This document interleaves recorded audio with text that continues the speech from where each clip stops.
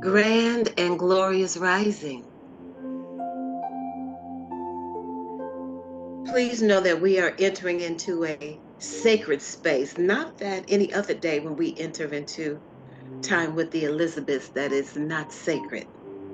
Please know that. But this is a special day of ritual and ceremony. And as we prepare ourselves, I want you to, as I stated earlier, just be mindful of your breath. For those who may have been trying to hurry up and get in here to the space, no worries, no efforting.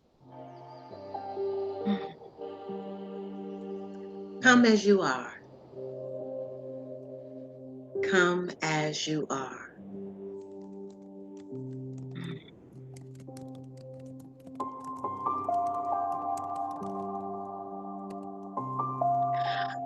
I'd like to thank a spirit known as Queen Aduni for creating such a lovely space for us to be.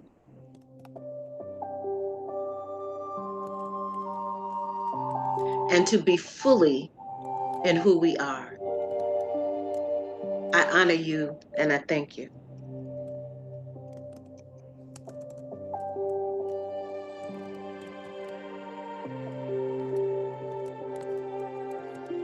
I honor our ancestors, all the great-great-grandmothers, the great-grandmothers, the grandmothers, the mothers who have ushered us into this right now moment.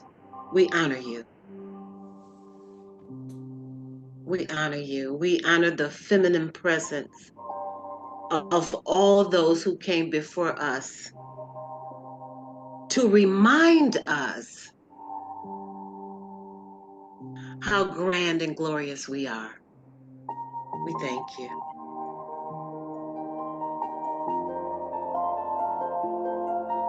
We thank you for our sisters, our sister girlfriends, our feminine co-workers, the cashier at the supermarket, all of the women, the baby mamas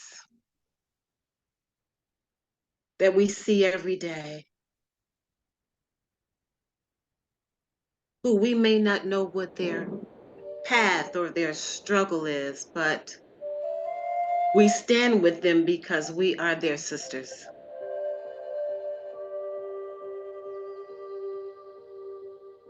Today, we honor the feminine presence and a rites of passage where we enter into our responsibility, and that just means response-able. See, God wants us to be response-able, that no matter what we are faced with, no matter what comes into our lives, no matter what, we can respond. Not react, but respond. And so we are here today to share with you in all of your age stages what your gifts are, what your responsibilities are, what your lessons are. Because each and every one of us has a lesson to learn.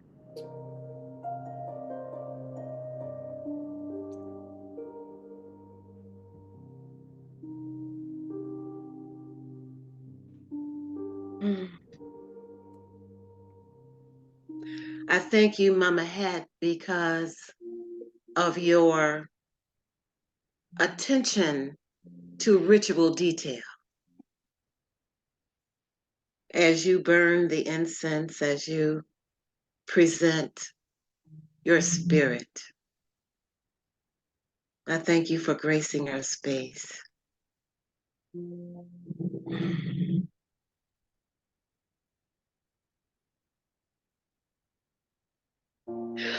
Our prayer today, because a spiritual woman never starts anything without prayer. We learned that from our grandmamas and mamas who used to sit at the kitchen table with the Bible open. That there was always some praying going on in the house. Always some praying going on in the house. Now, we may not have known it was some prayer going on in the house. Because sometimes mama and grandmama and them just sat and they were silent. And we always wondered, what grandmama doing over there? Well, grandmama was praying for you. He was praying for right circumstances. She was praying for wholeness and wellness. Oh yeah, grandmama was praying.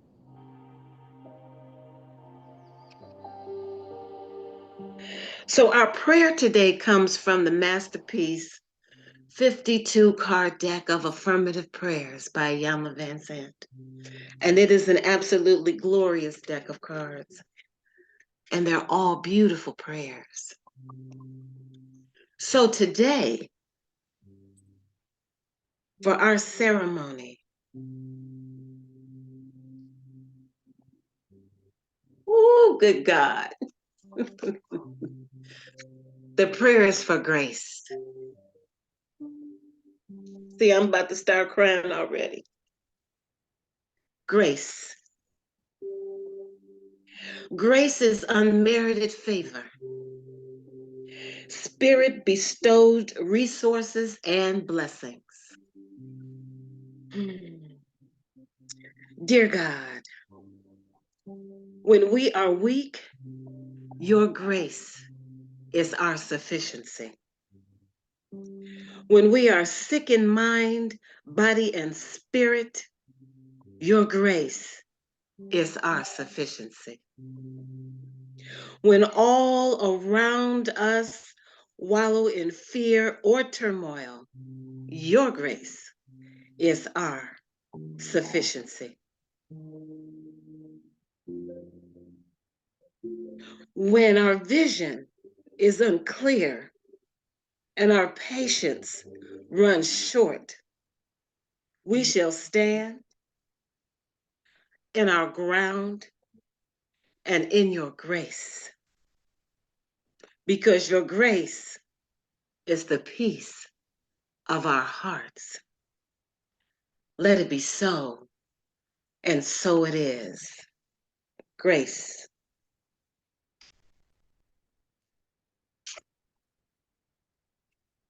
We welcome you this morning to a special episode of the Elizabeths, where we are ushering into those who are in their specific clans. And we are going to share some information for you in regarding what your blessing is. Let me say that.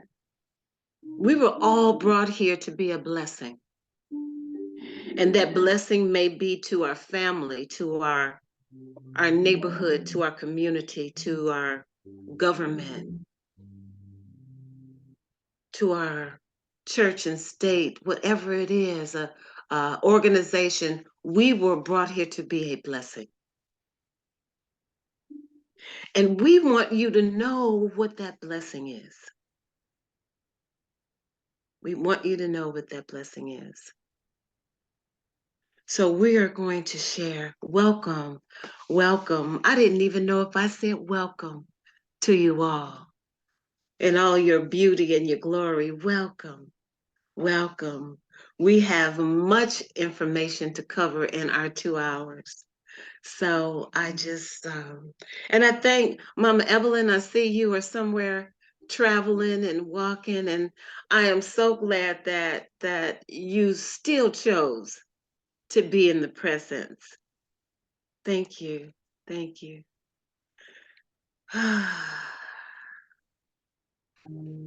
So I am going to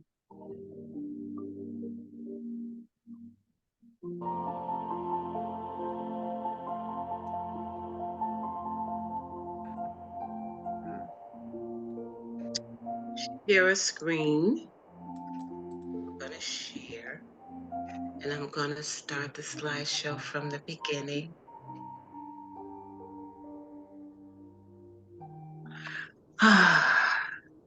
Thank you. Now, as you look upon these dots and you see the connectivity, we are all one. We are connected to a grander view of this universe. We are never separated from anything or any, all of us are connected by spirit. And in this connectiveness, we play a role. And the role is so important for a woman. As we enter, and you knew that this was a ritual of sorts, there are things we do to prepare for rituals. Every time I do a presentation, I spray on some perfume that was my mother's favorite, Youth Do by Estee Lauder. I just hope they don't quit making it. So this morning I said, come on, Willa Mae, walk with me. So I sprinkled a little of Youth Do on myself. There is a sacred cup I drink from. And when I go to grab that cup, Spirit knows that something is about to happen. Something good is about to happen. Because you see, every word a woman speaks is a prayer. Be mindful. Every action is a prayer. Be mindful. Be mindful. So a rites of passage. Let me see if I can move it so that I can see the words. A rite of passage is a ceremony or ritual of the passage which occurs when an individual, such as you, leaves one group or clan to enter into another, and it involves significant change. You have to know that you cannot continue to do those things at 50 that you were doing at 20. You cannot. They don't fit you anymore. Now, those things that you learned from, those lessons that you learned from, of course, you take those with you. You take those with you. But as you see, as we move forward, there are things that we must let go of. And for some of you who may have never had a rites of passage, I am so excited. I am so excited. Now, we started at our 20s because the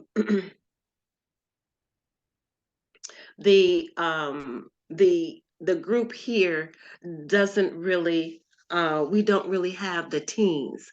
But know this, that everything that we will talk about today, we have a responsibility to those young women in their teens. All right? Just know that. And so we start with our 20s. I know that we have a 20-something baby,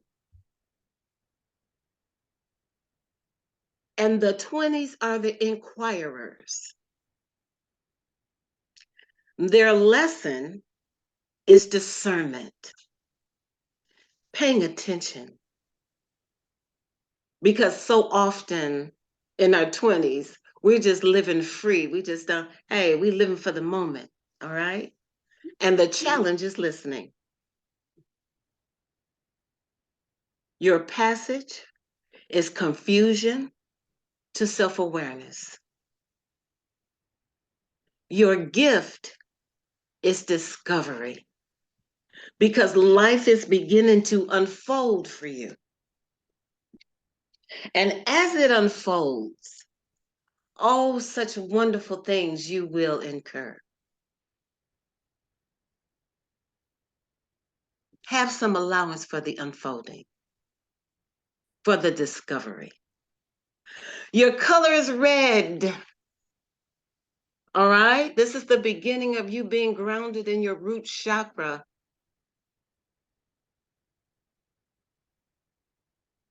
And your mantra is, I am unique, special, and one of a kind. There is no one else like me.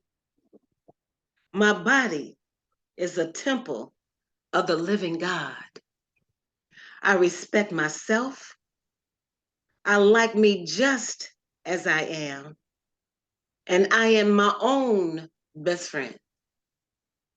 I don't compare, compete, or judge. I am the inquirer. So these are your lessons, your challenge. I want you to be mindful of the challenge is listening, not only listening to others, but listening to that inner voice within you. Listen. There's a song called I Hear the Voice of the Grandmother Calling Me. Listen, listen, listen, listen. All right? It will take you from confusion to self-awareness. The inquirers.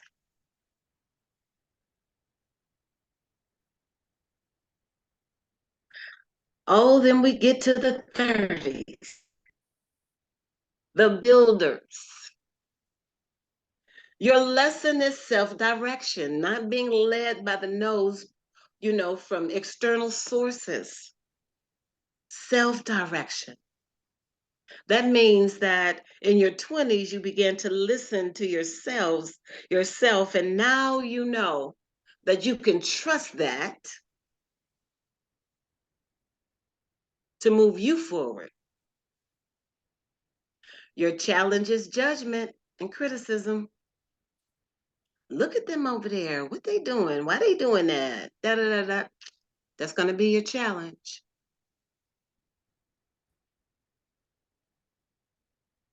Your passage is vulnerability to knowing.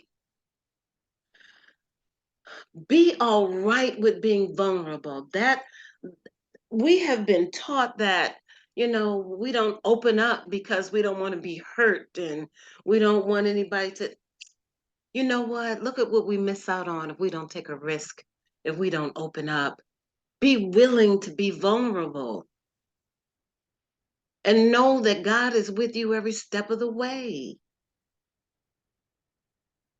And you go from vulnerability to knowing that all will be well. All right, so he broke your heart. Next.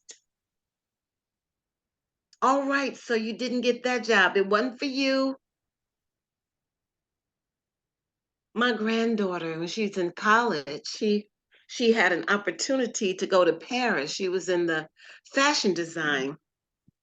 curriculum at Kent State, and she said, "Oh, Fifi, I want to go to Paris. They're going to Paris," and da da da da. She was so excited, and she did not get chosen, and she was heartbroken. She said, "I didn't get chosen." I said, "This is not your trip." And for a while, she just could not. It just really hurt her so that her friends were going to Paris and she couldn't go. But the very next year,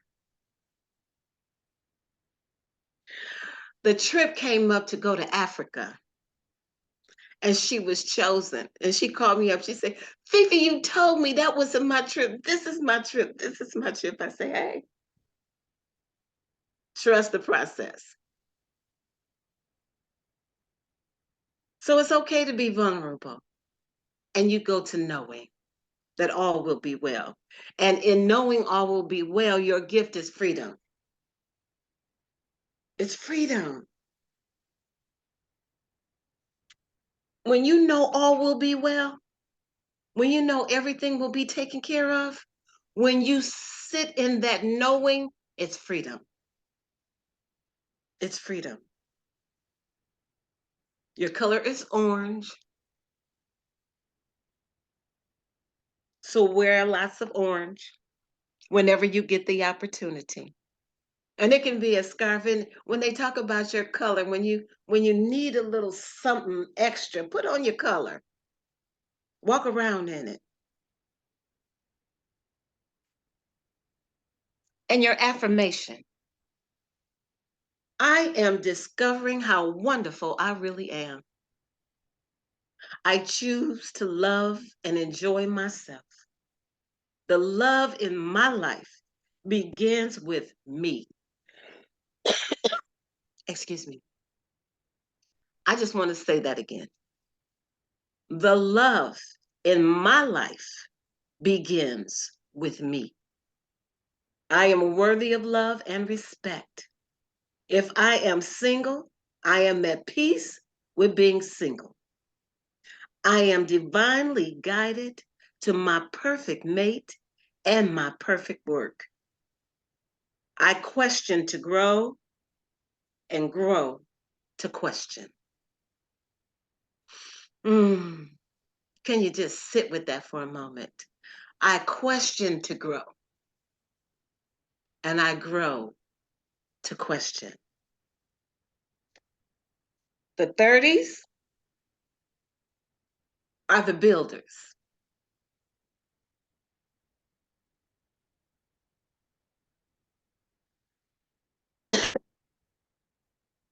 Excuse me.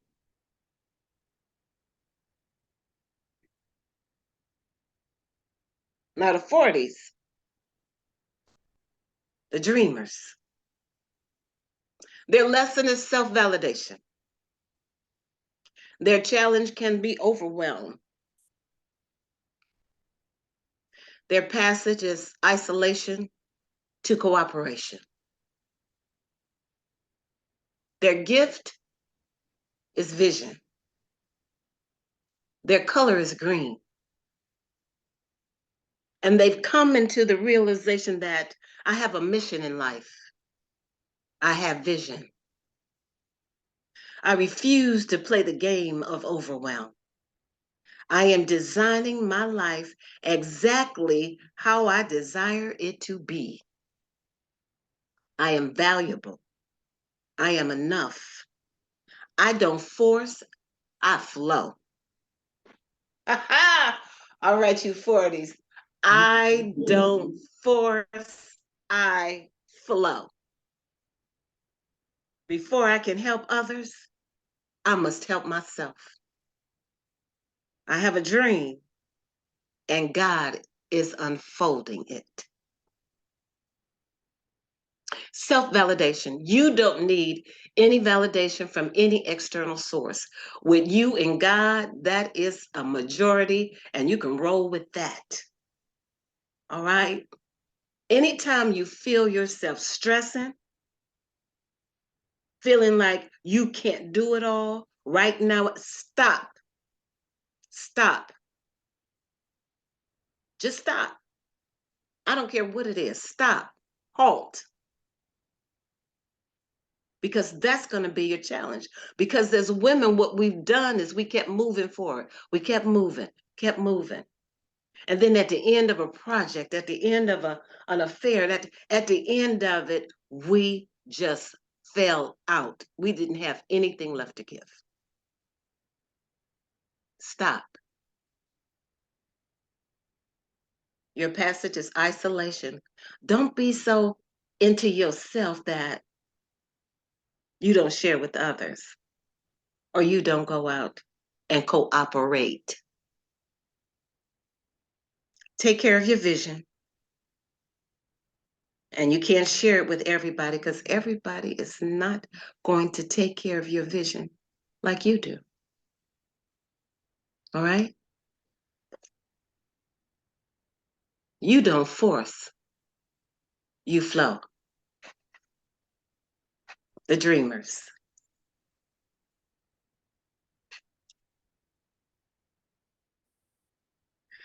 Oh, and the 50s are the midwives. Mm-hmm. Your lesson is confidence.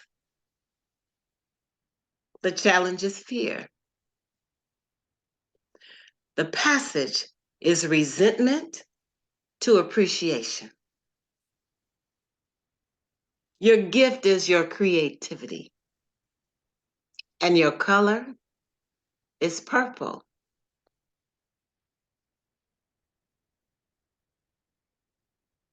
I am resourceful. I have seen over 600 moons and I have much to give now.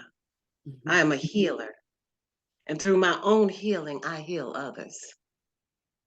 I am keenly in touch with divine wisdom. I am at peace with my body, my age, and who I really am. I am unlimited. The spirit of creativity has captured me, and I am releasing all of my gifts in joy and freedom. I contribute to life in every way I can right now. Right now, wisdom has made me wise. These are the midwives. Stand in your knowing of who you are and walk in it. Be confident that when you call up on your feminine ancestors, whatever you do, call up on your troop, call up on your clan. And if you got an interview, take them with you. Say, come on, peeps. We got to get this job. Roll with me. There is no fear. There is no fear. If you feel it welling up, stop, breathe, step into the knowing, then move forward.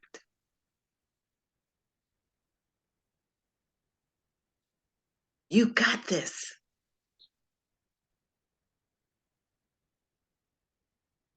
No more resentment. No more carrying grudges. No more dragging stuff around that no longer serves you, that's setting up resentment in your spirit. No more. No more. Appreciate everything you've gone through. I don't care what it looked like. Appreciate it. Honor it. Because it taught you something. What did you learn? What did you learn? Then take all of that and create a life that reflects it. And while you creating the life that reflects it, wear some purple. All right? You are the midwives.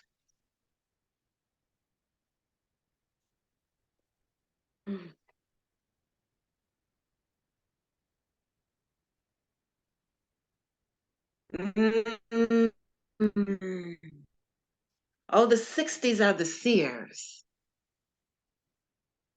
Their lesson is divine wisdom. Their challenge is control. Because you know, with that divine wisdom, you think you know some stuff, so you trying to control something. All right, that's going to be your challenge. Your passage is imposing to acceptance. The gift is clarity, and your color is yellow. I am valuable. My maturity is a gift. I am still here. Some things are even better now than they were in my youth. Can I get an amen? I am beautiful at every age. I know how to live. I love and I honor myself and others. And I am clear and accepting. Divine wisdom. You've seen some things. You've experienced some things. So you know some things. You've learned some lessons. And now you sit in the seat of divine wisdom. And it's not about controlling others. It's not about being in control. I'm still learning this lesson. I'm in my 60s, and I had a lesson this past weekend at my granddaughter's wedding when the caterer was 2.5 hours late, and I said, well, let's move on with the program. And they wanted to do something else, and I wanted to make sure that the guests weren't just sitting doing nothing. And I said, well, we can do this now, we can do that now. But they had their own program, and I said, you need to shut up and sit down. Shut up and sit down. Stop being in control. Because, see, the event planner in me saw that we could do something other than what we were doing, but it wasn't my show. I was an invited guest. So I had to say to myself, go somewhere, sit down, and shut up. Mm. Praise God for divine wisdom. And I was able to enjoy the wedding just as it unfolded. All right? Divine wisdom. Mm.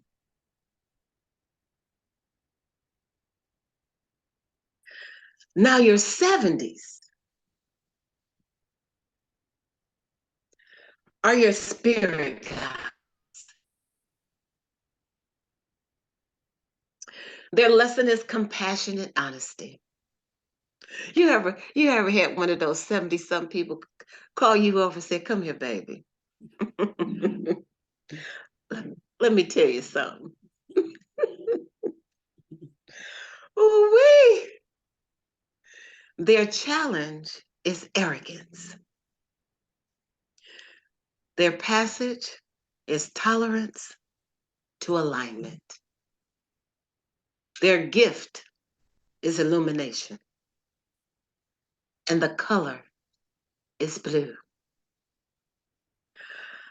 The affirmation states, I am blessed. God is my strength.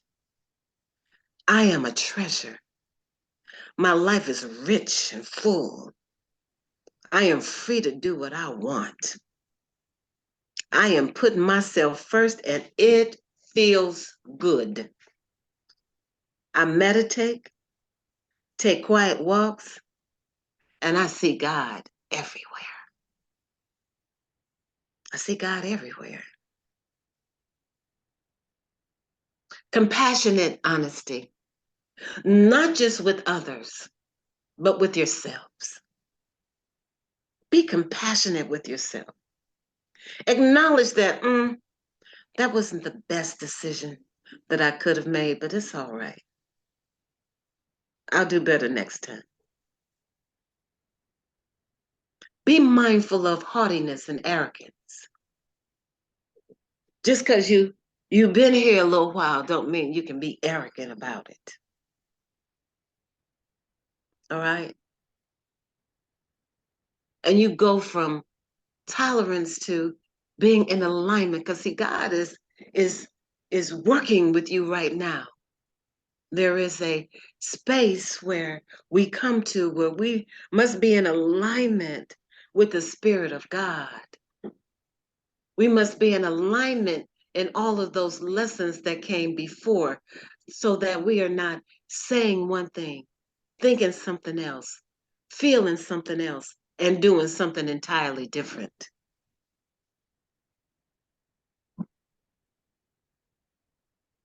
Your gift is to illuminate the world. Share your light. Be the light. That's your gift. That is your gift. And because you see God everywhere, you can't do anything else but be the light. The 70s are our spirit guides.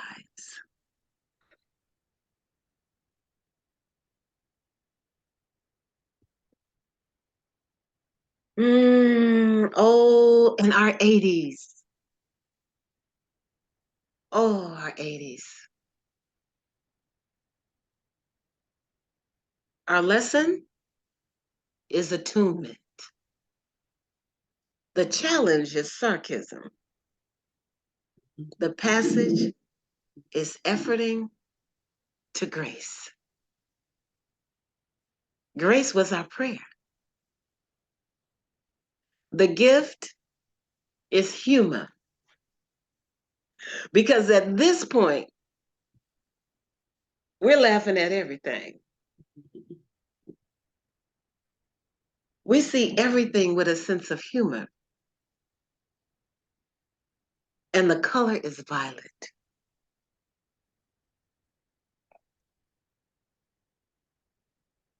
And your affirmation is, God has truly smiled on me. These are my treasure years.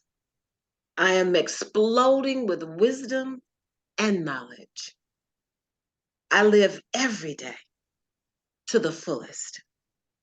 I feel the guidance of angels every step of the way.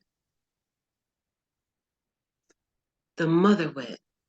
We go to our great grandmothers and our grandmothers to ask their opinion, because they have and will give it to you with a sense of humor.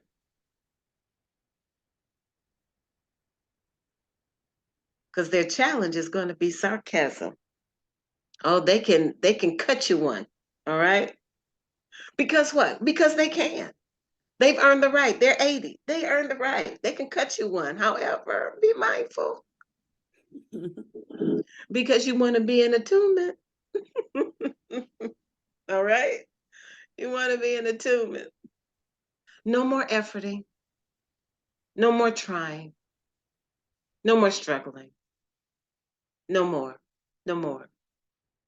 Grace from this point forward. Grace. Unmerited favor. Not having to ask for it, struggle for it. No more. Grace. And humor. Let me tell you something. Them 80 somethings are funny. They are funny. Because guess what? They living in grace. And God wants them to be funny and have fun. All right? So if any of you out there are in your 80s, go and put on your violet and be funny. Our mother wit.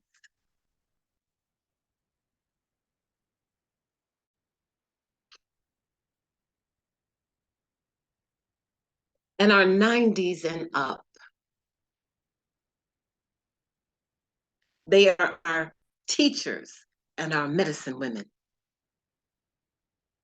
Their lesson has been courage. The challenge is trust.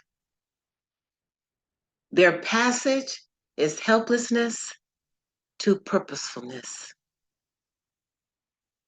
Once again, there it is again. God is so amazing. The gift is grace. The gift is grace.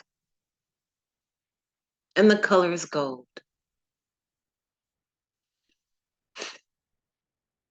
And the affirmation, I am living on God's grace now.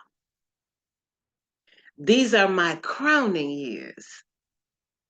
I am respected by all whom I come in contact with.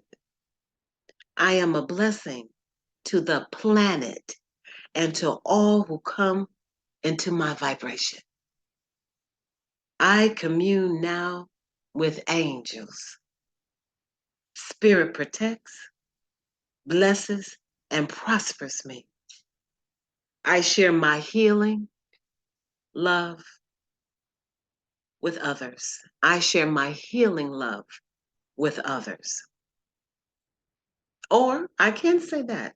I share my healing, my love with others. Our teachers and our medicine women, the courage that they've had to make it through to 90 and beyond, the courage. And they didn't take themselves up out of here. That they trusted God enough to get them to this point. They trusted. All the years before where they may have felt helpless and hopeless and not knowing, now their lives have been actualized in purposefulness. And their gift is grace. Because these are their crowning years.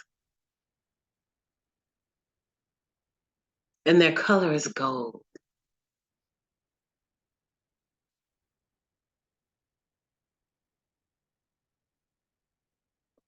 So as we sit,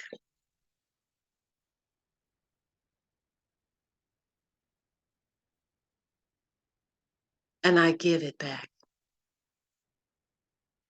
So as we sit in the spirit of each one of those clans, our 20s, our 30s, our 40s, our 50s,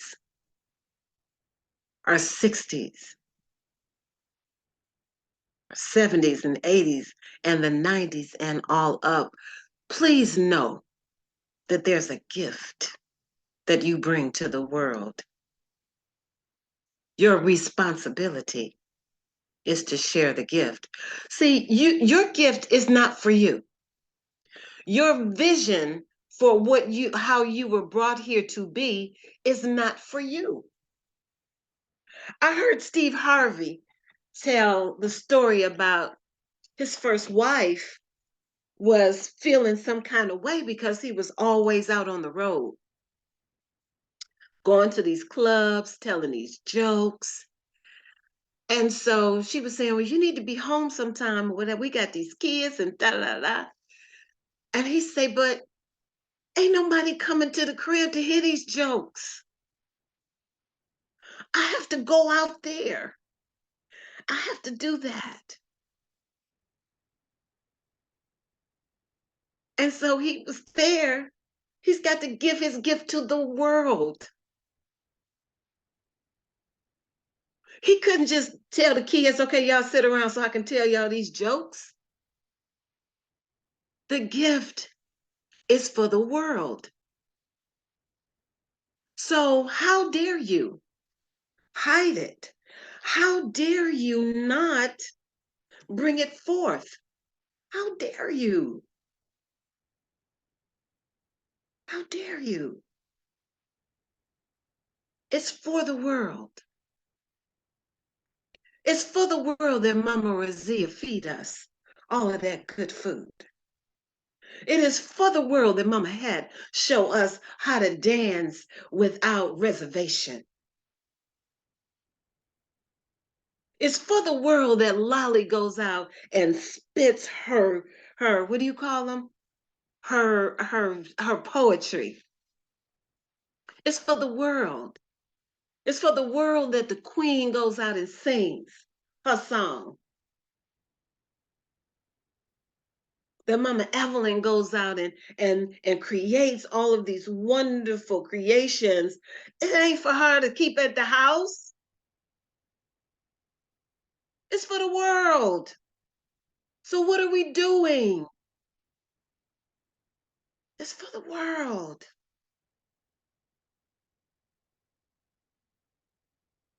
And I don't care if your gift is one of organization. Give it to the world, like Francine gave it to Transform and Love Community. It may be just for your church. It may be just for your block club, but you got a gift of organization. Give it. Somebody needs it. Because guess what? Marie Kondo is making millions and millions of dollars organizing people's houses. Did you hear what I said? You got a gift of organizing? Use it. Put it to good use. Offer it to a senior or a neighbor. Go down and help a couple of hours. Give your gift. Because as Les Brown says, don't let your gifts and your dreams die with you. I was so upset as a teenager that when my grandmother passed, she used to make this wonderful, I don't know whether it was bread or cake, but it was in a pan. And Lord, the kitchen and the whole house would be smelling of this lusciousness. Now, I didn't have a wherewithal as a teenager at that time. So when my grandmother passed, I was asking my aunts and them, I said, well, who got the recipe for the sweet bread?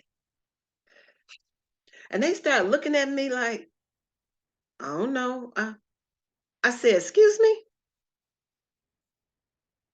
You mean to tell me nobody has the recipe to grandmama's sweet bread? Oh, hell no. Y'all got to be kidding me. And that died with my grandmother. So when my mother taught me how to bake cakes and make spaghetti and put on a pot of beans, and I taught it to my daughter. Now, she wasn't that crazy about baking, but I taught it to my granddaughters. I wrote the recipes down. Don't let things die with you. There are generations and generations needing in the future what you got now.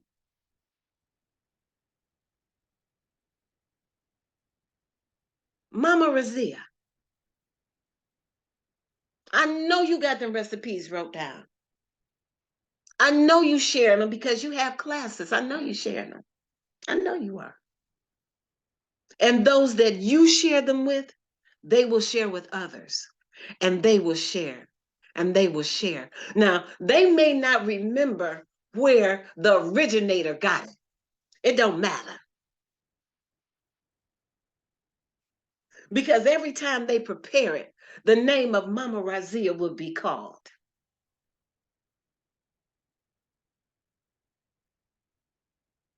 It don't matter. Don't worry about taking credit for your gift. Don't worry.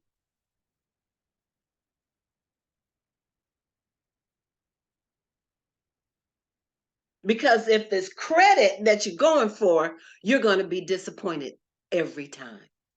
Don't go for credit. Go for sharing the gift. Because it's not mine. Just like Kahil Gibran says, our children are not our children.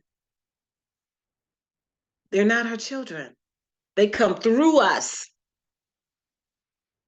They come through us. We were the vessels for them getting here, but they don't belong to us. They belong to the world. Look at the gifts that you're giving that your mothers probably would not have even imagined. All right? You know that song, Mary, did you know that your baby boy would someday walk on water? Oh, did you know that your baby boy would save our sons and daughters? Mary, did you know? Our mothers and grandmothers may not have known what you would do, but they knew the possibility of it being great and grand. They knew that. They knew that.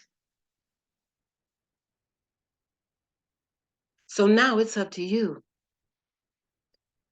to live as the midwives and the builders and the seers and the mother wits and the dreamers. It's up to us to live it, be it. And it was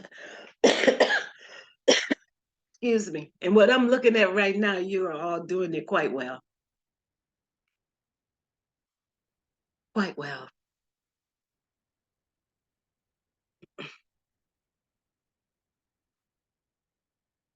So I know that there are some questions, and we can go back to the slides so that we can, excuse me, please.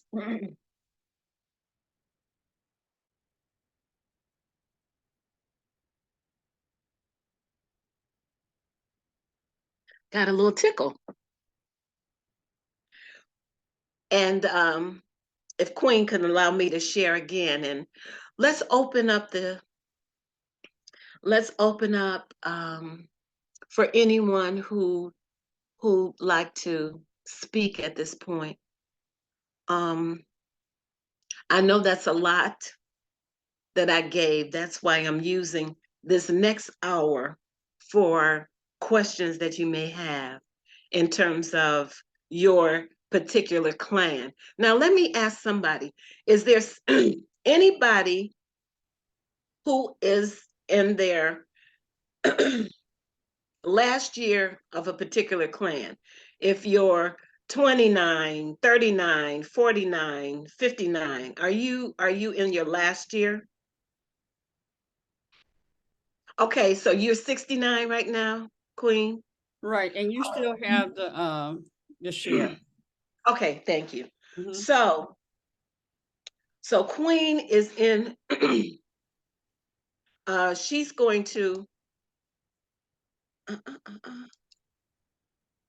okay. And now Whitney just walked into her 70 this past week. Oh, that's right. That's right. Okay. So Queen, let's see, hold on. Let me go down.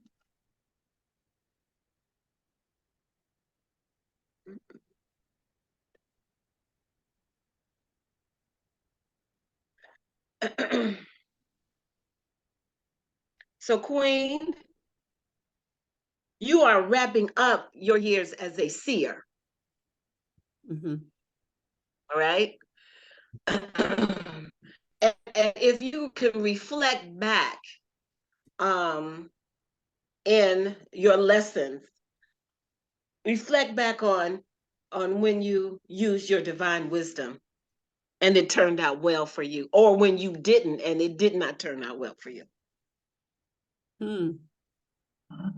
Those places where you tried to be in control and it did not work well for you. Right. Okay. Yeah. All right. When you try to impose your will on somebody and just sat back and said, oh, just let me, this is how it is. Okay, just let me accept it. All right. You know, I ain't got to like it, but I'll accept it. Yes. Because that's the way it is, right? Right. I was just talking about that. I said, you know, I had to release that. Yes. I had to release it because it was driving me crazy. Absolutely. And because you have to release that so that your gift of clarity can come forward. So now you're clear, right? Okay. So now you're clear. So now you are wrapping up these years as a seer and you are stepping into being a spirit guide. So now Willie is a spirit guide. All right. You got me, boo? Yeah. Yes. Okay. So you those who are in their 70s, all right? Compassionate honesty. Okay. It's all right for you to be honest and tell the truth, but it doesn't have to cut like a knife. Okay? Because we have to be mindful that words from our mouths go directly to people's hearts. What we speak to our husbands, how we speak to our children, how we speak to, it goes directly to their hearts. So be mindful that it doesn't have an edge to it where we'll just say something and you can go back and look back at times where you said something and you knew it cut and you saw the reaction that people had. You're like, oh, how could you say that? Okay. We can learn how to say things with compassionate honesty. Beloved, that dress is not working the way I believe you want it to work. It doesn't flatter you. However, if that's what your spirit feels like you want to wear, it's a beautiful thing. Compassionate honesty. All right? All you 70s, don't be so arrogant and haughty. We've gone through life and in our 70s tolerating a lot. We've swallowed a lot. Now we're getting into alignment. All right? We've compromised a lot. Well, okay, well, I'll go along with it. And you knew it wasn't going to turn out well. So now, with compassion and honesty, get into alignment, speak your mind so that what you're thinking and what you're feeling and what you're saying is in alignment, and then speak it.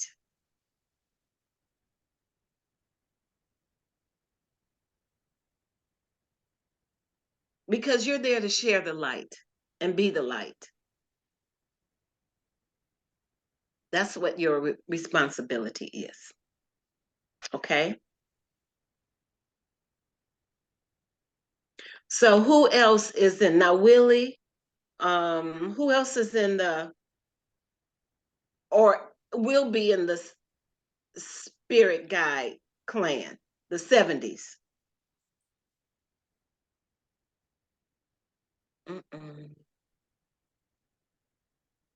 Is it just two of you?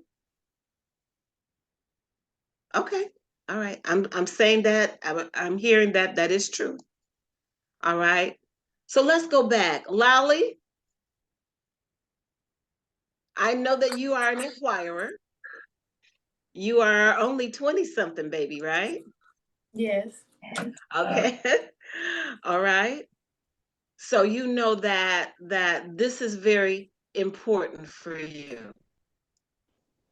Your power of discernment, not jumping into anything, but sitting back and watching it. You do that so well because of, you know how I know that? Because of how you write music. You already are using your power of discernment. Okay? You're using it. You might need to listen more. All right? To get you out of that confusion that you may experience from time to time. All right? But you are wise beyond your years. Okay? So even though your clan is the inquirers, excuse me, you probably exhibit more characteristics of a builder, and we'll get to that in a minute. Can you hear me? Yes, ma'am. Okay. All right. So now, your passage is to self-awareness because you are 20, what, 7? Yes. 27. Right. So you are ushering in yourself into that self-awareness so beautifully. So very beautifully. And I honor that in you. Truly. Your gift is discovery. You know, those 20 somethings, they're always looking for, something else, something new, something greater, something, it is an age of discovery. Okay. All right. So do you have any questions, Lolly? No, I'm taking it all in. I've really from every clan I'm taking it in, and you see me working on something that you got to the last clan of the 90s. My grandmother is in her 90s. She's 91 this year, I believe. So as you began to speak on it, I was looking at that those affirmations at the end, and so I was like, you know what? For this holiday season, I'm gonna create her some of those affirmation cards with Oh my gosh! yeah, what's there. So that's what I'm working on right now. But yeah. Awesome. Didn't I tell you them 20 somethings? Them 20 somethings. Lord have mercy. Yes. Okay. Do we have any builders? The 30s. The 30s. We some old coots up in here. What? All right. But now I want to stop right here, and I want to say something because Lolly mentioned it. She says, I'm taking in all of the clans and their characteristics. Because guess what? We all embody them all. We embody them all. It's just that at a certain age, you're going to hone all of that. You're going to hone your wisdom. You're going to hone your ability to speak compassionately. You're going to hone that. Okay? We're going to, even though we don't have any builders, but that issue of judgment, some stuff ain't your business. So don't speak on it. All right? All right. We're getting into the knowing. Okay, we're stepping into the knowing that's going to take us right on into our greater years. All right?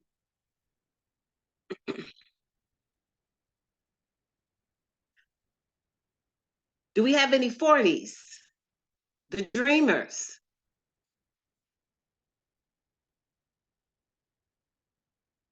All right, we don't have any dreamers. But then we're all dreamers. Okay? Because those that came before us, we have a responsibility to those that are coming behind us. Danny, I So believe that Danielle is in her 40s. Danielle, I didn't see Danielle. Where's Danielle? Danielle is you're in your 40s? She mentioned she was at work, Mama. Got it. Okay. Thank you. Thank you. Okay. So, yeah, She hears you, though. I'm sorry, Queen. I said, she hears you. She's on. Okay. All right. So I just and if she has any questions later on, we will when she can voice them, we will get her we will get her on in her 40s. That's right, because she said that the other day. She said, I don't look like I'm in my 40s, right? Yeah. Okay. All right. Those midwives, all you 50-year-olds. How many midwives do we have? All right, Deisha. Who else? All right. Hey, Lily B. Welcome. Okay, so you're a midwife. Stand in your confidence. Stand in your confidence. There's nothing for you to fear. Nothing. Stop. Breathe. Then move. And know that you will do the right thing. Okay? No carrying around stuff. Stop. Drop it. Stop it. Drop it. Stop it. Drop it. No grudges. No resentments. No arguments. Go back. If people are alive, clean it up. Clean it up. Now, I'm not just saying that just for Deetra. Do y'all get me? Can y'all hear me? I'm saying that for all of us. But right now, while she's in her 50s, this is tantamount for her. That includes, let's see, Mama Het, her hand is raised, and Okay. And Jackie Jones. All right, Jackie, 50. Mama Het. All right. Drop it. All grudges. Our family members, co-workers, whatever it is, drop it. Let it go. You got grander things to do. Okay? And the energy that is holding and the space that is holding inside your spirit, God needs that space. Okay?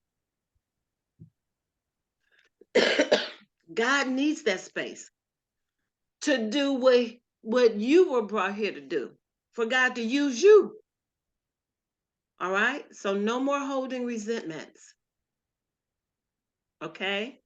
No more fear. Breathe it, release it, then act or respond. Okay? All right. Your gift is creativity. Use it. Use it. I don't care what it looks like. It looks good for you. Use it. And throw on your purple. Okay?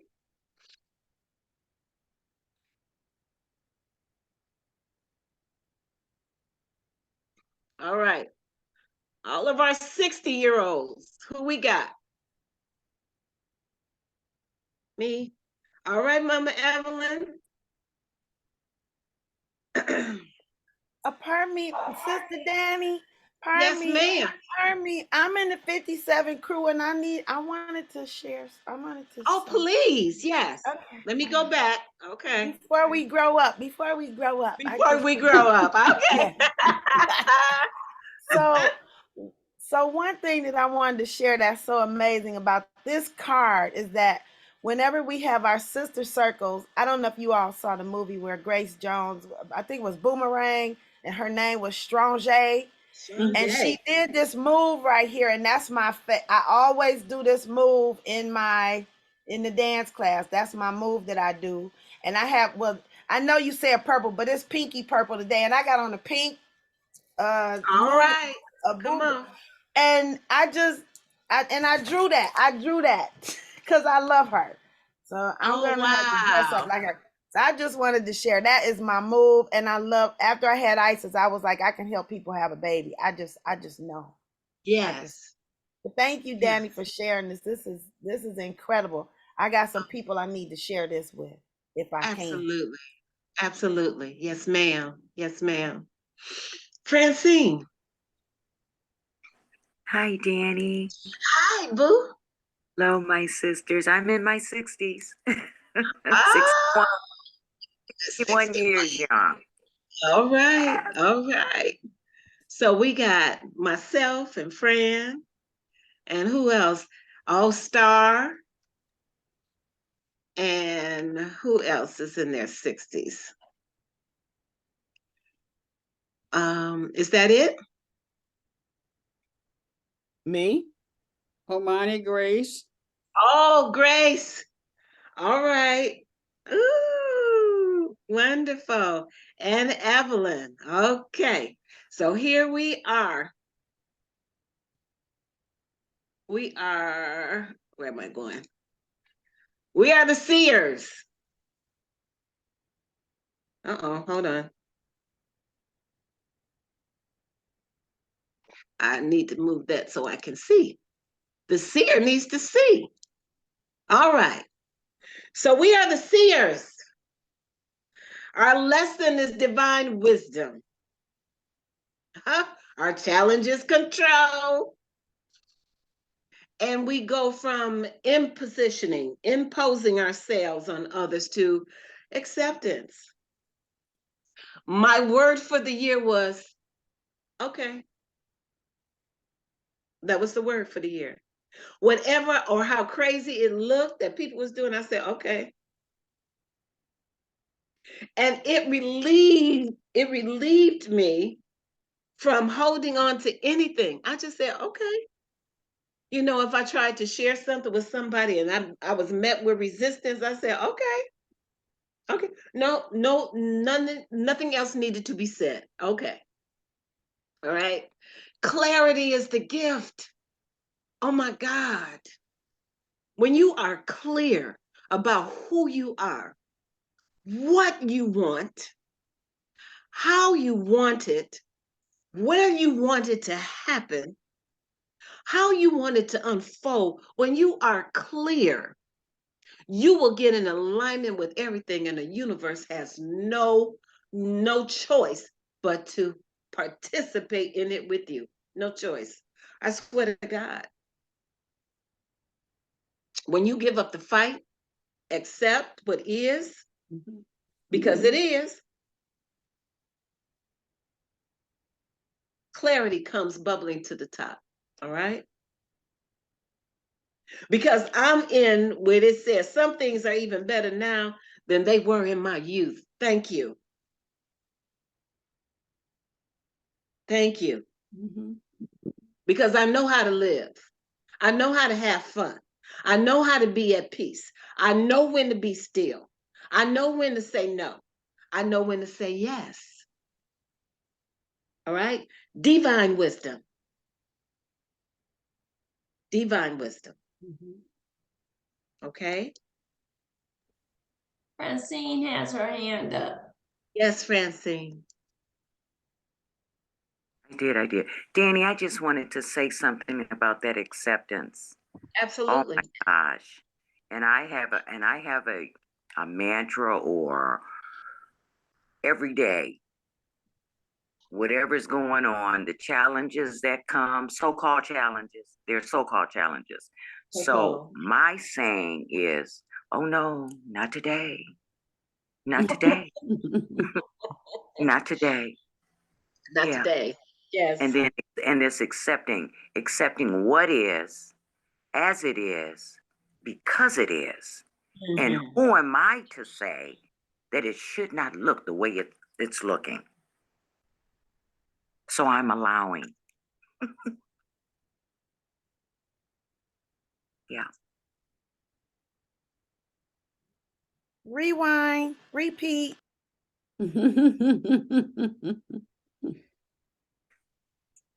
Danny, did you freeze up?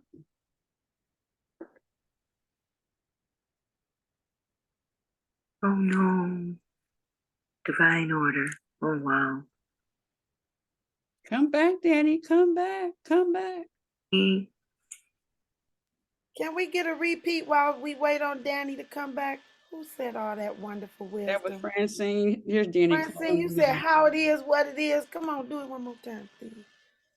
Oh, I was saying my journey now in my clarity is accepting and allowing what is as it is because it is. And who am I to say that it should look any different than the way that it's looking? That's powerful. Because then I'm trying to step in there and control the situation to see it other than the way it is. Mm-hmm. So that for me, that's releasing the pressure off of me and to accept it. Mm-hmm. Mm-hmm. Because everything is purposeful, deliberate, and intentional, right? Right. Mm, Mm-hmm. that's how I have to navigate. Thank you so So much for sharing that. Thank you so much for sharing that right there. And piggybacking on what Francine said, when I hear the Holy Spirit say to do something, I have learned to just do it because there is a bigger picture that I don't see. And I know that the voice that I am hearing is the right one. They have the full picture, they see the vision that I don't see. And so it is best for me to just be obedient. Because I've been disobedient for quite some time, and it was very uncomfortable and painful. So now that I can hear clearly, I do what the Holy Spirit says. Because I don't, and in reference to control, it is in my control to be obedient. That's the control. The only control that I want to take control of is to just be obedient and do what the Holy Spirit says. Wow. Because I want my That's future to something be right very there. bright. Mm-hmm. I don't want no more trouble because of what I didn't listen to. So that's the only control I'm taking, is control of being obedient to what the Holy Spirit says. Mm-hmm. Ashe, star, Ashe. Mm-hmm. Anyone Ooh, I else just want to want to take a share? breath. Ooh, Mm-hmm. ooh-wee. Mm-mm-mm. Mm. Mama Razia, unmute yourself, honey. Okay. When Pam talks, it brings me to a time, I guess it was in my 60s. I'm 80 now. At that time, I was involved in so much giving and allowing life to just propel me. And I felt, am I okay?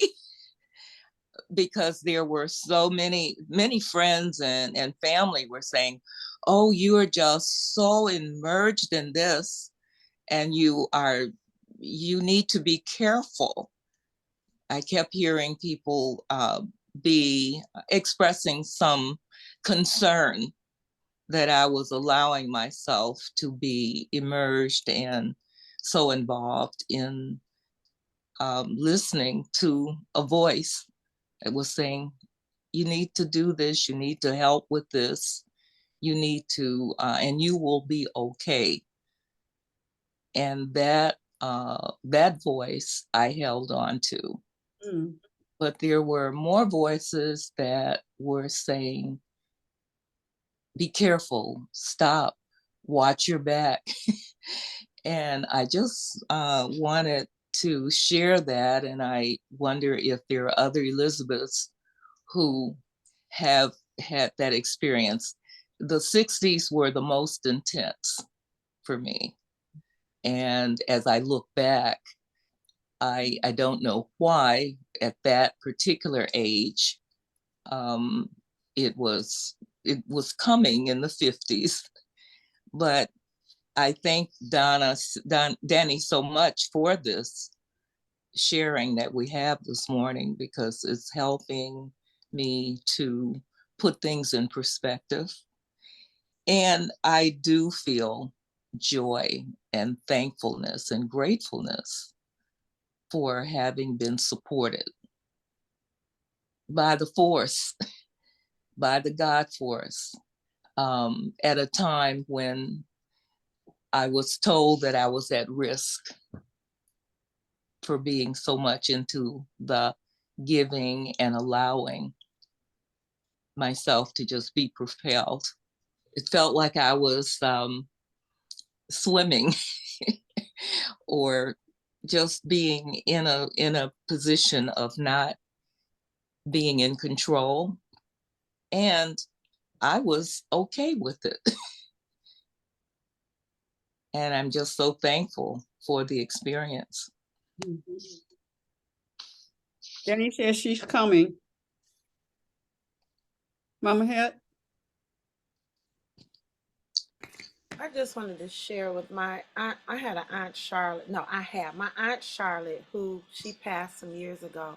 I watched her give until she couldn't give anymore. She took care of people, drove them places. And when she got down and ill, they didn't visit, but she was the one that would take them everywhere. And I felt some kind of way. But at some point I said, God, I understand that my family is a family of givers. And you give until you can't give anymore. But what hurts is when you're doing your thing and people that are watching you, oh, you're doing too much. You're doing this and that. If it's too much, I know when to shut it down. You don't have my energy. You don't have my gifts.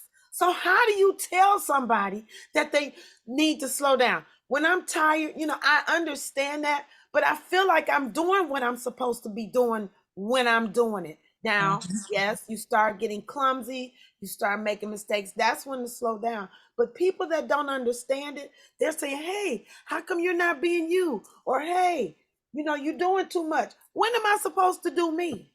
If you, for 1 minute you say that I'm doing too much, and then you tell me I'm not doing enough. When am I supposed to be me? By your eyes. Thank you. Yeah. In reference to what Mama had said and Mama Razia, someone had sent me something. It says, no one else is supposed to understand your calling. It wasn't a conference call. So we all have different things that we came here to do. And only the Holy Spirit knows the way to get to where we came here, the goal that we came here to do. True, we cannot give from the cup. We can only give from the saucer. And we know when we have depleted because we have nothing else to give. So then it's got to be like what Queen says, it's got to be to a point where it's about me. I have to refill my cup, replenish my cup. And we should not feel bad when somebody says, when they want it to be about them and not about you. And they say, well, you're being selfish. Well, yes, I am. Because self-preservation comes first. If I don't have anything to give, then I can't give to you, and you're going to have to go get it from somebody else anyway. So don't let anybody make you feel bad about what you can and cannot do, because it has to be about you first. You have to listen to spirit first, and then you can give to them. Don't allow anybody to make you feel bad about anything. I want to share to that. in speaking of where I'm at in my 20s and understanding discernment and that challenge of listening to that inner voice and everything, even when it comes to giving, because I find myself, I'm pouring into other people often. And I love that. So like y'all been saying, I'm gonna do that until, I'm like, you know what? I'm exhausted. Let me build this back up. But this time has been for me, learning, getting that discernment of when to, hey, I need to calm down, or learning how to listen to my body, to my spirit, and really saying, you know what, sis, hey, you're doing a great job, but it's all right to wind it down a little bit. It's okay to think about what you need for your life right now. And that's really huge. As you ladies are all speaking on this, I'm thinking about the situations that I've dealt with. I like to sometimes play with fire a little bit. I push my own boundaries, and I realize that that's been my 20s, pushing my own boundaries. And so it's really, this is confirmation, but it's affirming that I am in this space of growth and that I am bettering my understanding of what I need for my life and how I can still live in my divine purpose.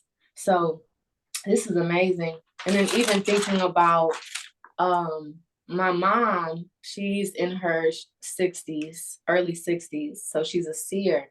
And something that our whole family is dealing with. And I'm kind of like that middle ground. Everybody's learning to cope with this and figure out how to move forward. But she's in a space where she wants to have control on everything. She wants to tell us exactly what we got to do and where we got to go. And she's like, no, but I'm trying to tell you. And it seems like she's nagging, saying the same thing over and over again. And it's just like, and she has to learn to walk into her acceptance. She's only 61. So this is she's a baby in it. But this helped me to better understand where she is in her life right now. And so now that I'm speaking to my siblings, we're actually in this phase where we're talking about this and really trying and really growing through this. This is important for us to know. And so as we continue to give, because a lot of us are saying, we're stepping back, I'm out of it. And it's like, wait, hold on. Let's reassess where we're at. Let's reassess this.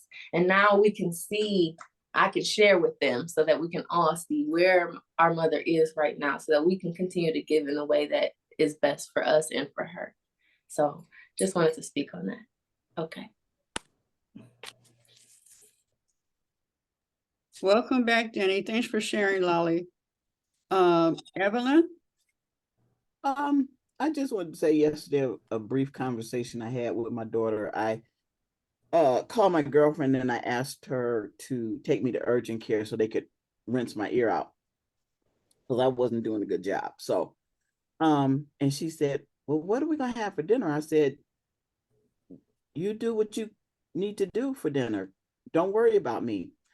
Well, no, I want to wait until you get back. And I said, no. And she said, well, isn't it selfish if I don't? I said, no, it is not selfish. No, take care of you.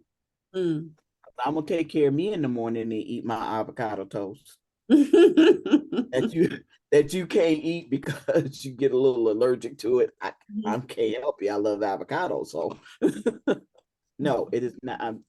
It's not selfish because I think she's by doing me, taking care of me, I'm teaching her.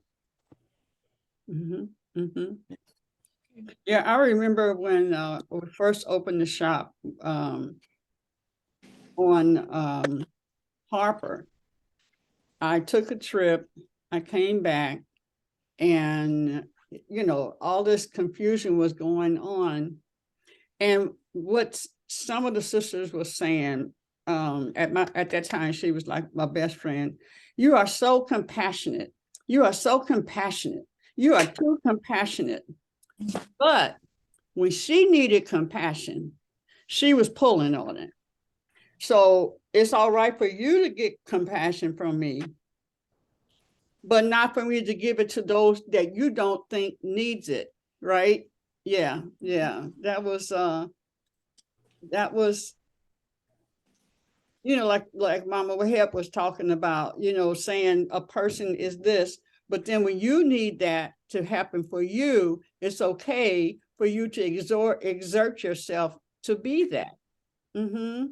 So Danny, you missed a lot of stuff, conversation. I mean, I'm coming in and out, but I'm listening to what you guys are saying. I still have no idea what the 40s were because I was coming into my client's house, so I missed that.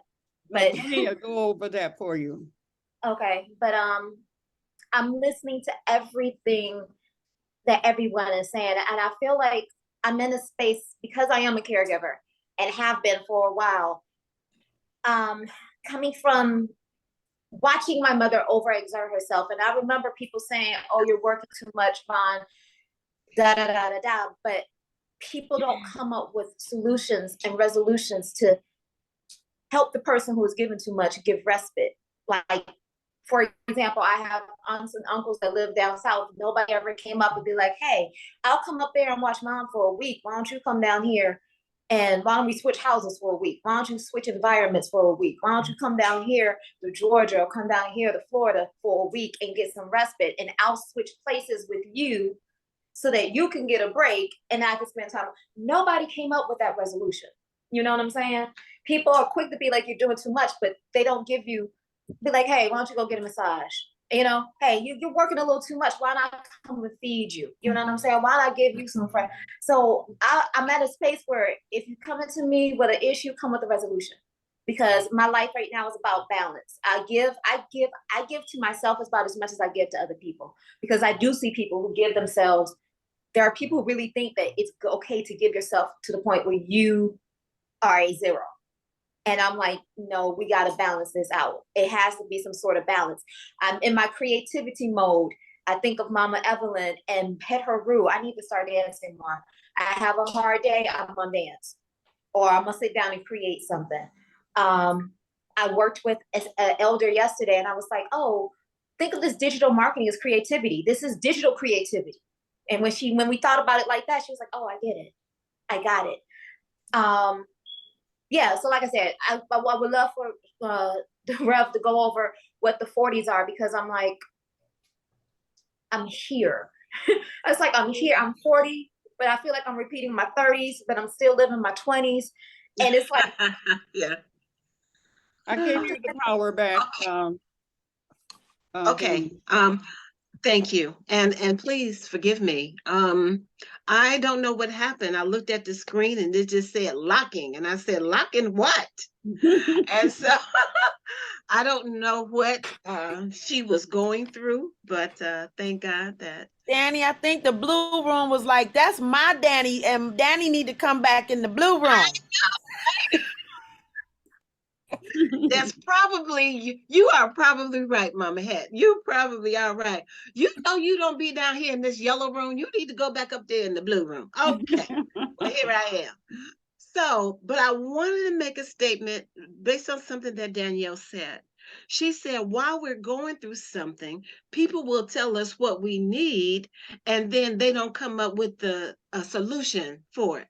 Yeah. I got now, some of y'all ain't gonna like this, okay? Ask for what you need. Why don't you say, look, I need somebody to come take my house and whatever it is, I need some help. If you don't ask, people don't know you want it. Mm-hmm. You have to ask for what you need. You have to say, I don't have any more to give. Now, if one of y'all sisters and brothers want to come in here and y'all take Saturday, somebody take Thursday, somebody take da-da-da-da-da, I need y'all to do that. But I can't do it by myself. Mm-hmm. Quit trying to be so strong. That's one of our biggest faults. Trying to do it all. And guess what? I don't want to damn it do it all. I don't. Mm-hmm. I don't. I don't have to be, I'm every woman. I don't have to be, I'm every woman. There you go. That's right. You don't have to be. Because let me tell you something. There are people waiting to serve you, but you haven't asked. You haven't asked. You are so correct. When I did the wheatgrass project, I decided when I realized that we did not have fresh wheatgrass available in Detroit, and I was around asking, could I buy some wheat? No, we don't have enough. No, we don't have enough. So I said, well, if I'm going to have it, we'll have to do our own. I was reluctant for a while in saying, well, this is a lot of work. Everybody is busy with their own stuff. They may not want to help me, or they may not have time. And I got the courage to ask. And there was a beautiful period of several months, into 2 or 3 years, where we had a schedule. There were people that came in on Monday, people that were scheduled for Tuesday, and there was actually members in the community coming to me and saying, Mama Razia, do you need any more help? Can I come in and juice the grass? I only have Sunday off. So I had a lady that came in to do the fresh grass, and members could come in and get it. She was scheduled. And the best wheatgrass is when you can get it freshly juiced right after it's done, not after it's been sitting. And we had that happen. But it took courage to, as someone said, if you don't open your mouth, you can't be fed. Yes. So Okay. it works, Yes. sisters. But the biggest thing for me was the challenge of that first asking. The first asking. And after I saw that people would respond, it gave me strength, yes, and courage to be more open, and yes, to know that if it's to be done, the way to do it is already there. We already just have there. to open up to it. Yeah. Absolutely. Thank you. God did not give us a vision, a task, or anything to do, even if it's taking care of a sick relative, or mom, or whatever it is, without giving us the provisions. We Yeah. just don't ask. We'll wait until we are wore out, falling out, broke down, and there's somebody looking down on us. How come you didn't say nothing? Well, I didn't open my mouth. I didn't ask for the help. Okay? Now we know that there are things that you do that only you can do it, but if we can farm out those pieces that somebody else can do, do it. Do it. And if they don't know, teach them. Because what you give them is an opportunity for them to show up in their vision. Because you don't ask, you cut off the opportunity for somebody else. Yes. Because you don't ask. Okay, so I'm going to go back right quick. Okay. Right quick. It said you disabled my sharing. Well, it lied because I didn't. Let me click it again. I don't know what I just came into, but my client just saw me and she just asked me, why are you dressed in white? I was like, well, I'm listening to something and I'm being obedient. They want me to wear white. And she just started laughing. She was like, okay. I was like, I'm more spiritual than anything else. And I'm like, I do need to replace some of my whites because I'm like, I'm tired of looking like a Negro spiritual. And she just started laughing. So she getting it. Oh, I'm serious about that. You can tell her the truth. Tell her I am participating in a rites of passage, but it just so happens to coincide with my appointment with you. And how old is she? And find out where she is too. Find out what age she is. You know what? I'll go ask her because I know her birthday is the 27th of this month. I know she's in her 80s. Let me go find out exactly. Oh, great. We're coming up on the 80s. Okay? Yeah, you can share with her. We're coming up on the 80s.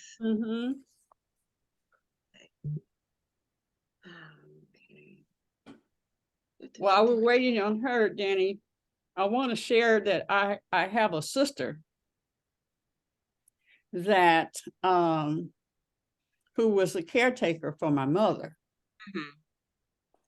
And would not ask nobody for help because they maybe had told her no, or they didn't have time at one other request. So was not going to ask again. I'll just handle it. I'll just fall asleep on my way home.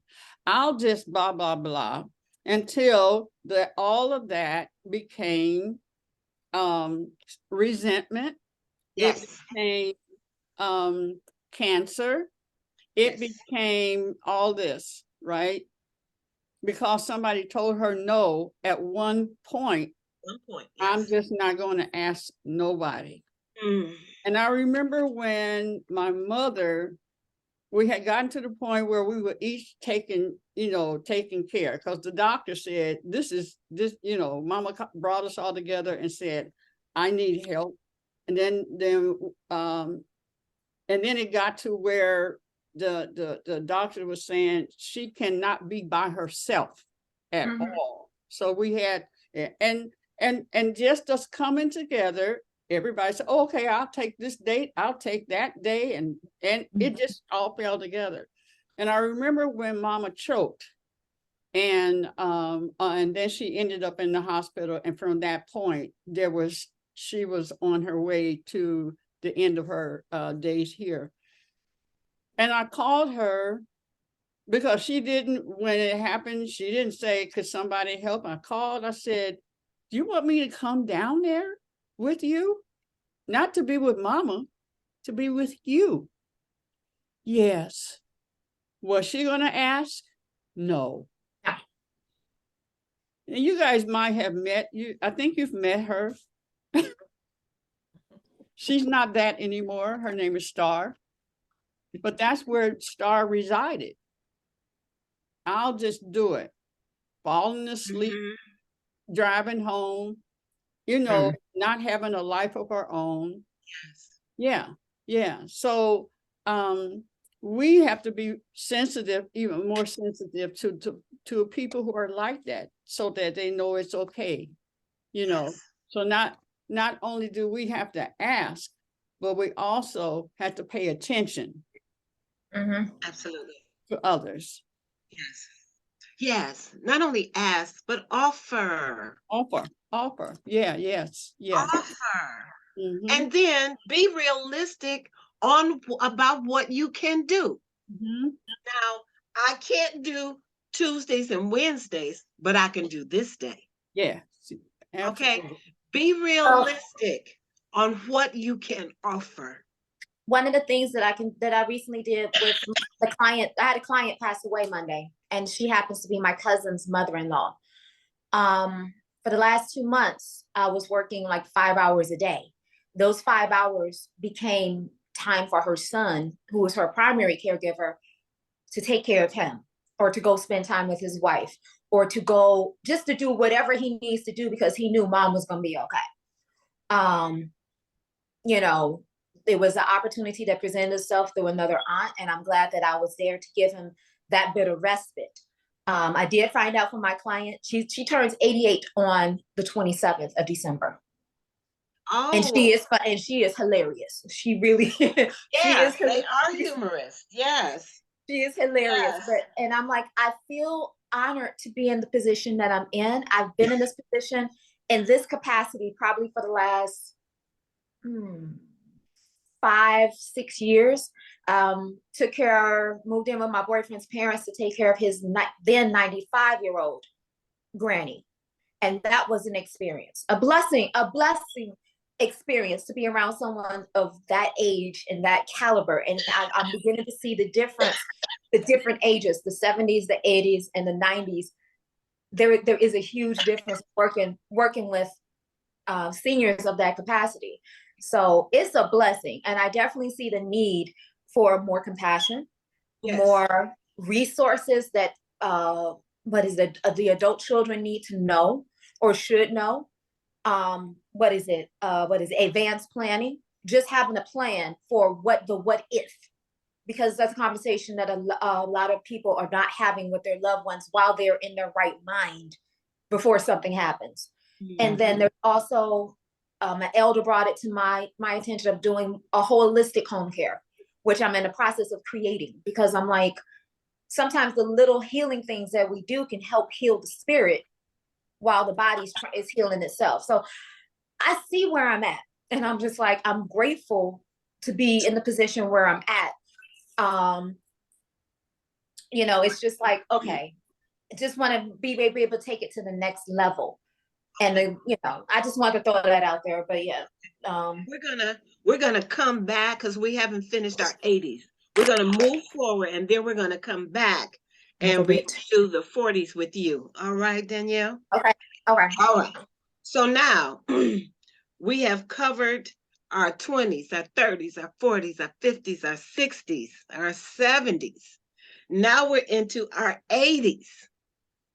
All right, who we got? Well, we have Razia. Hey, Razia, looking good too. Looking mighty fine too, right? Who else? All right, now Jackie, you ain't said nothing. Which clan are you in? Oh, I'm 55. You were in the 50s. Okay, all right, okay. Mama Razia, here we go. You are our mother wit. Your lesson is attunement. Your challenge is sarcasm. Yes. Your passage is going from efforting to grace. There's no more efforting, there's no more struggling, everything is grace. The gift is humor. The gift is humor. You can laugh at us when you see us doing some stuff and you be like, look at my babies over there. Yeah, they'll learn, they'll get the lesson. Okay. And then violet is your color. Put more of it in your wardrobe, maybe a beautiful scarf, you know, or if you're bold enough, a violet jacket or a coat, you know what I'm saying? Yes. But God has smiled on you. And these are your treasure years. So we want you to enjoy them and live them. Truly live them. Thank you. You know, you are exploding with wisdom and knowledge. You know what? We sit at your feet, Mama. We sit at your feet. Ooh. For guidance and wisdom. Yes. Live every day to the fullest. Because you are walking with angels every step of the way. They're guiding you right now. Yes, I can feel it. Yeah, your angels. Those are your road dogs right there, all your angels. Okay? Those are your road dogs, those angels. So yeah, and what you are doing is just a tuning. You know, you checking in that body. Yep, did that, been there, done that. Oh yeah, I learned that. I sang that song, sang that well. Yes, okay, yeah. I did that thing. That's okay, Mama. That's your tagline. I did that thing. Okay. Wow. That's it. I did that thing. You know, Danny, it's interesting that you would say, I did that thing, I did that. I'm realizing that I'm appreciating reminders. You know, people will be talking and I'll say, oh yeah, that worked. That was what really helped my foot to feel better or whatever. How could I forget that? Yeah. And it's a time of really appreciating conversation with sisters of the different ages. I've been somewhat aware of this for years, that it is not it's not wise to say, okay, I'm in my 70s, so I'm gonna just kind of hang with the 70s. I'm in my 30s, so I'm gonna hang with the 30s.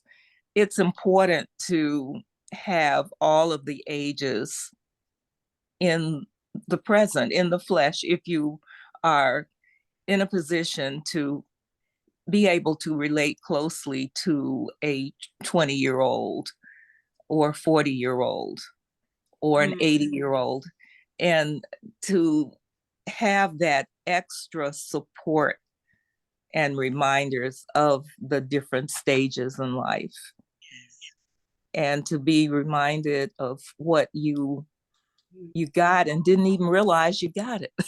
No.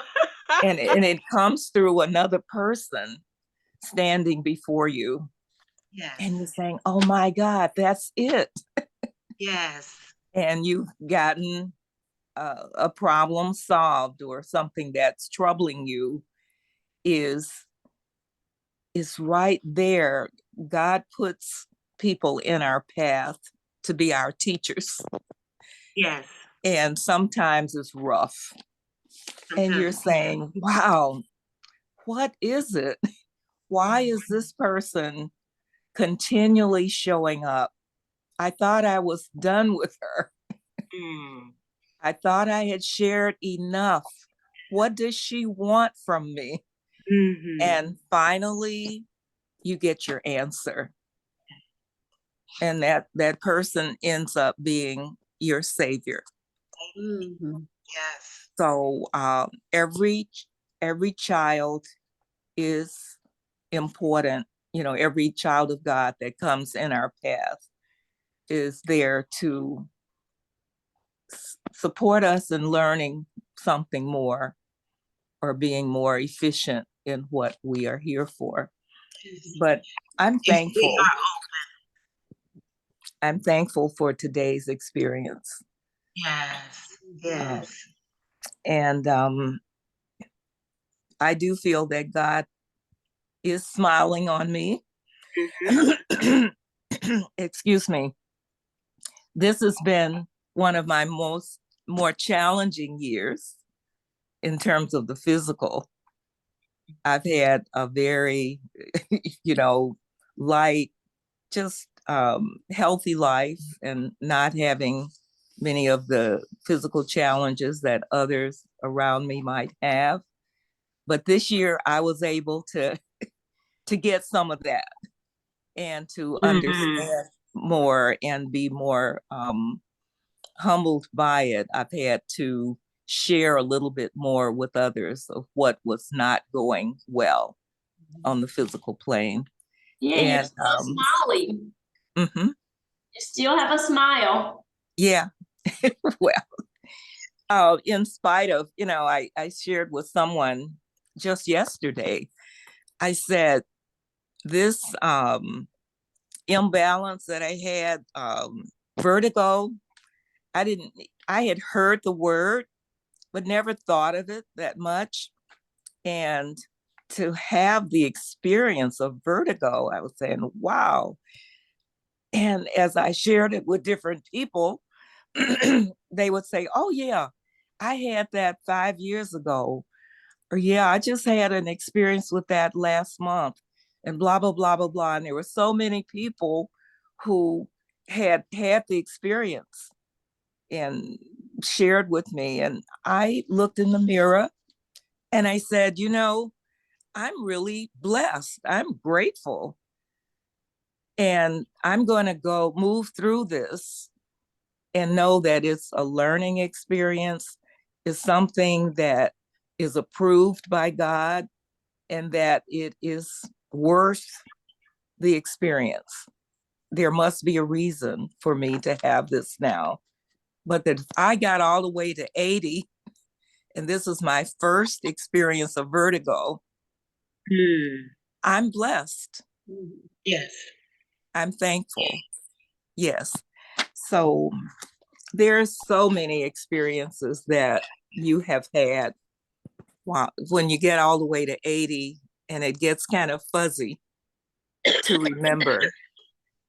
But we do know that, and I want all of you to know that as an 80-year-old, I cherish the moments when I can share and have an opportunity to teach or to bring forth some guidance to another. And it's a beautiful thing. Thank you, Mama. Thank you. Yes. Yes, thank you. So beautiful. And so we didn't have any of the 90s or the 100s, but I did want to briefly go back with Danielle and look at the dreamers that you are. That your lesson is self-validation. You don't need to be validated from any external source. All right. Be mindful of overwhelm. You know, I mean, just by some of the stories that you've told and what has happened in the past, your challenge is overwhelm. Be mindful. Your passage is isolation. You don't have to be alone. You don't have to do it alone. You are not an island. You know, cooperation is going to be your savior. Ask for what you need. Your gift is your vision. I'm smiling because you were reading me quite well right now. You were reading me. I'm like, that's exactly what I'm going through. I know. I'm just like, okay. All right. And your gift is your vision. You have to take care of it.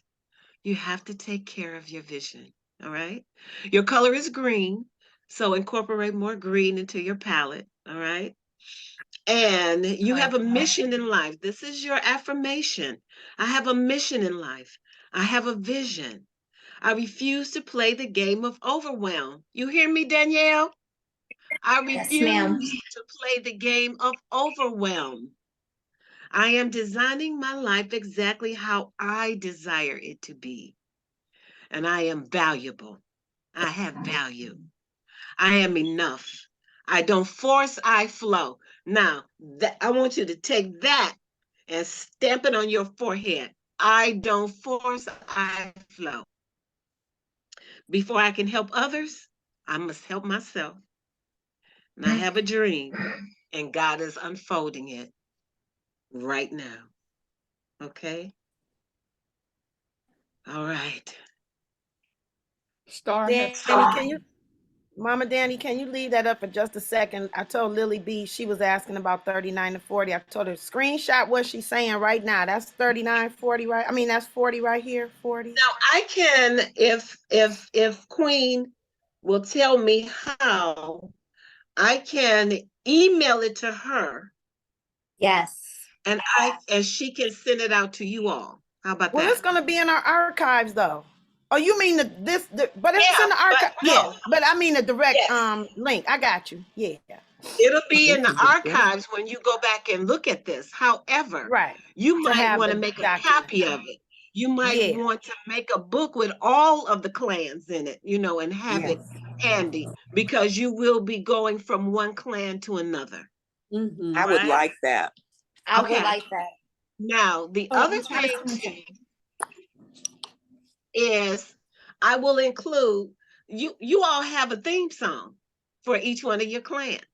Now, the time didn't permit me to interject the theme songs, but I will add those. I will add your playlist to the email, okay? And so you play your song, dance to your song, okay? All right. Star, you have a question. Yes. What is the importance of the color for each clan? Because colors have energy. Okay. And the colors coincide with the colors of the chakras. So green is the heart chakra. So if your color is green, that's heart work for you. All right. Red for those, who is red? The 20s. Okay. They're beginning to get rooted in who they are. All right. So that red is important to them. It's powerful for them. Okay. So those yellows and orange, those are the solar plexus and the solar plexus and, come on now.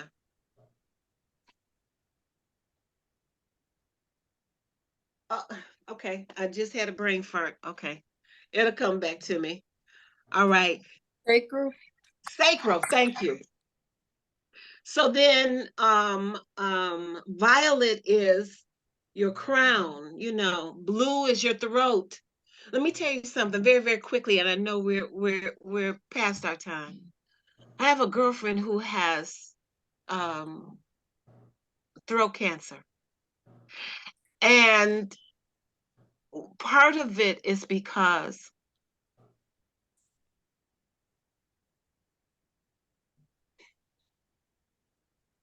if we have issues with our throat, we don't speak our truth. We don't speak up for ourselves. We don't speak what needs to be spoken. And what we do is we stuff it and we suppress it. And it shows up as throat issues. Don't let that happen to you. Speak your truth. Speak it with compassionate honesty. Speak it with confidence. Speak it with divine wisdom. Okay? All right. Danny, some of that is even speaking, having that conversation with yourself. It starts there. We hide so much from ourselves. Yeah. So much inside. So much inside. And there's always more room out here than it is in here when we're stuffing stuff. Okay? No more stuffing. No more. It's killing us, ladies. It's killing us. Our heart issues.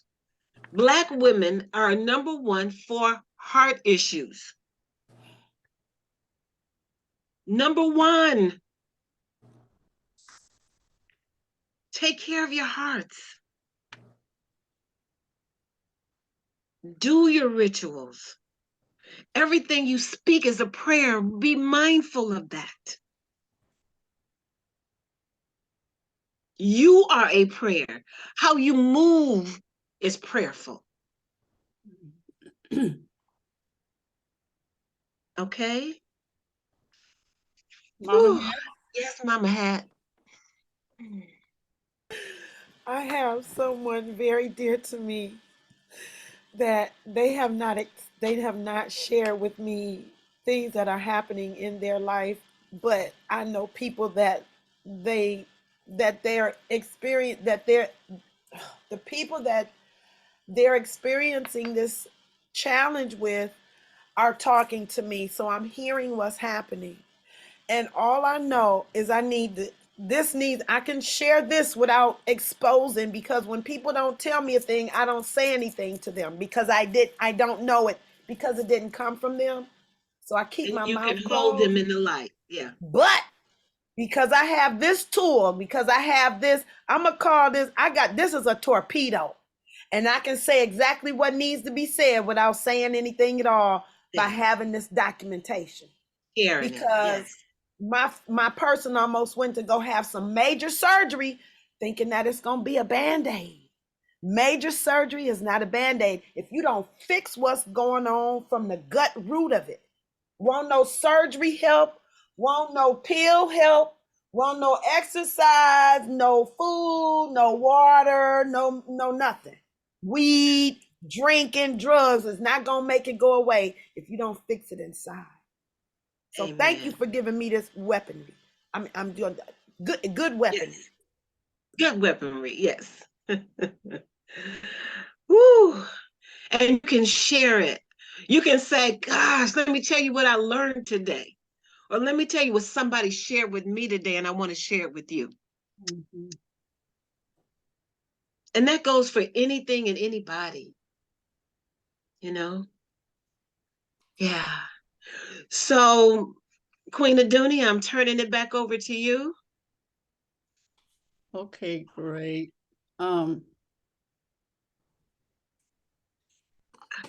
So to close out, I want to dedicate this song to you, and especially to Mama Razia, who is the elder here. Yes. God has smiled on me.